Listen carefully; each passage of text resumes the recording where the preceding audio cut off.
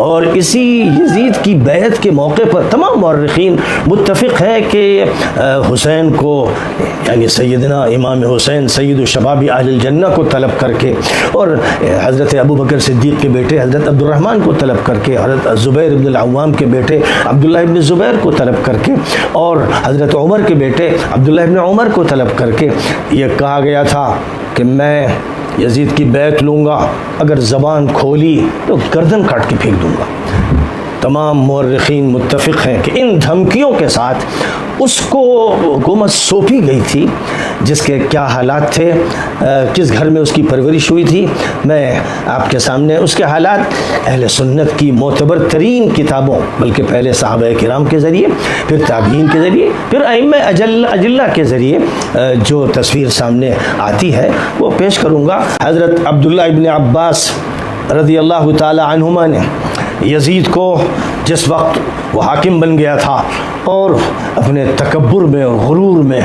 اور اپنی بدعنوانیوں میں بدمست تھا اور اس نے بڑے بڑے جرائم کیے تھے، یہاں تک کہ سید الشباب اہل الجنہ کو اور نبی پاک علیہ الصلوۃ والسلام کے خاندان کے افراد کو شہید کر دیا تھا، تو حضرت عبداللہ ابن عباس رضی اللہ تعالی عنہ کو یہ بات معلوم تھی کہ ان تمام جرائم کا اصل ذمہ دار خود یزید ہے، اس نے آرڈر دیا اور اس نے حکم جاری کیا۔ تو حضرت عبداللہ ابن عباس رضی اللہ تعالی عنہما نے ایک خط لکھا تھا اس کو، اور یہ لکھا،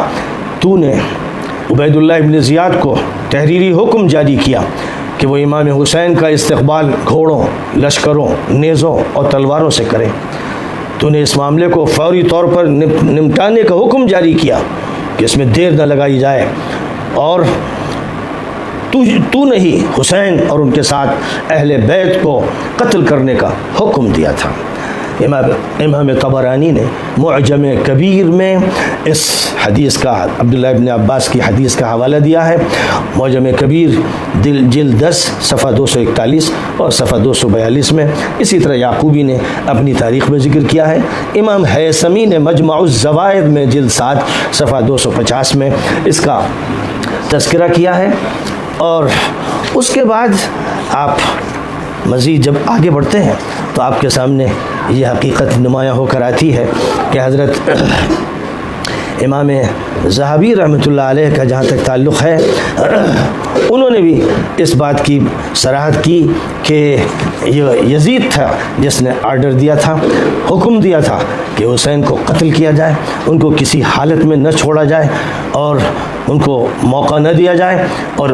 عبید اللہ ابن زیاد جیسے ملعون و خبیث انسان کو یہ آرڈر دیا تھا کہ تو اگر زندہ رہنا چاہتا ہے تو حسین کو زندہ نہ رہنے دے، ورنہ تجھے غلام بنا کر تیرا بھی خاتمہ کر دیا جائے گا۔ علامہ ذہبی نے تاریخ اسلام میں جلد 5 صفحہ 10 پر اور سیر اعلام النبلاء جلد 3 صفحہ 305 پر اس حقیقت کا اظہار فرمایا ہے کہ یزید براہ راست یزید تھا جس نے حضرت حسین کو قتل کرنے کا آرڈر دیا تھا، اور وہ اس کے لیے تیار نہیں تھا کہ ان کو موقع دیا جائے۔ عام طور پر یہ جھوٹ بولا جاتا ہے، جو ناصبی ہے، مجرم ناصبی گھسپیٹی ہے اہل سنت میں، وہ یہ کہتے ہیں کہ یزید راضی نہیں تھا، وہ تو رویا تھا اور اس نے یہ کہا کہ مجھ سے تو پوچھا نہیں گیا، میں تو اس پر راضی نہیں ہوتا۔ یہ اس کا جھوٹ تھا، اور نہ صرف یہ کہ اس نے پھر کوئی ایکشن ان مجرموں کے خلاف جو قاتل تھے، عبید اللہ ابن زیاد، شمر ابن ذل جوشن، عمر ابن سعد، ان کے خلاف کوئی کارروائی نہیں کی، بلکہ واقعہ یہ ہے کہ ایک طرف تو اس نے یہ آرڈر دیا جس کا ذکر عمرو ابن سعید ابن العاص نے بھی کیا ہے، انہوں نے اس بات کا ذکر کیا ہے جو مدینہ کے گورنر تھے کہ جہاں تک تعلق ہے یزید کے قاتل ہونے کا، تو ان کا یہ کہنا ہے کہ یزید نے خط لکھا تھا ابن زیاد کو، عبید اللہ ابن زیاد کو، کہ حسین تمہاری طرف روانہ ہو چکے ہیں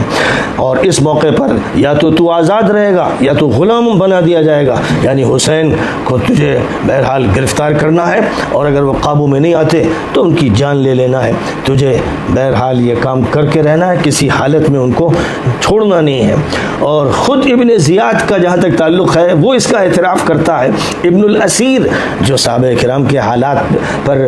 اسد الغابہ کے مصنف ہیں، انہوں نے یہ بات لکھی ہے الکامل فی التاریخ میں کہ ابن زیاد، عبید اللہ ابن زیاد یہ کہتا تھا کہ جہاں تک حسین کو قتل کرنے کی بات ہے تو واقعہ یہ ہے کہ یزید نے مجھے یہ حکم دیا تھا کہ میں انہیں قتل کروں، ورنہ مجھے قتل کر دیا جائے گا۔